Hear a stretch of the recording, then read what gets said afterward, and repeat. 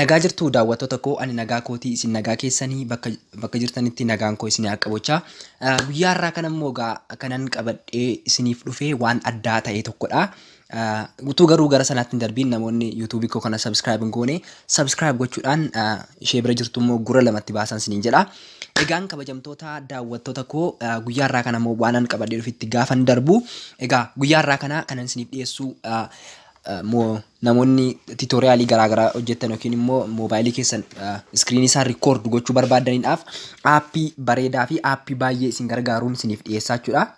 Kanaaf kan isin gochuu qabdan dhuftanii Google Play irra galtu jechuudha. Freedha waan isaa zan screen recorder jettanii search gootu.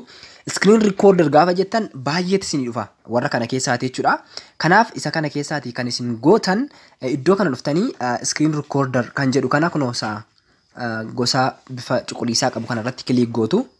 Amma kun iddoo kanaati ani kanaan dura download godheera waan ta'eef install laan hin jenne isin garuu yoo kanaan dura install hin goone ta'e install jettu jechuudha. Baay'ee aappii namatti toludha. Nama miliyoona 10 oliidha kan kana download godhee takka duwwaatiin kilik gootu kana booda iskiriinii waraabuu jalqabaa jechuudha. Iskiriinii isaa kana waraabuudhaaf kan isin gootanii iddoo kana keessa galtanii fakkeenyaaf aappiin isaa kunooti keessa galtu aappii sana keessa galtu jechuudha. Iddoo kanaatti dhuftanii iddoo exit kana irratti kilik gootanii iskiriinii keessan waraabuu jalqabdu jechuudha. Ka amma kanneen naaf hin finne ammani isatti fayyadamaa jira waan ta'eef iddoo kanaatti naaf hin finne jechuudha. Iddoo exit kanatti yoo isin kilik gootan kana booda kan itti waraabdan sana isinii fida salphaamatti waraabbachuu hin dandeessu jechuudha. Kanaaf aappii kana baay'ee isin gargaara. Salphaamatti aappii kana download gootanii itti fayyadamuu dandeessu.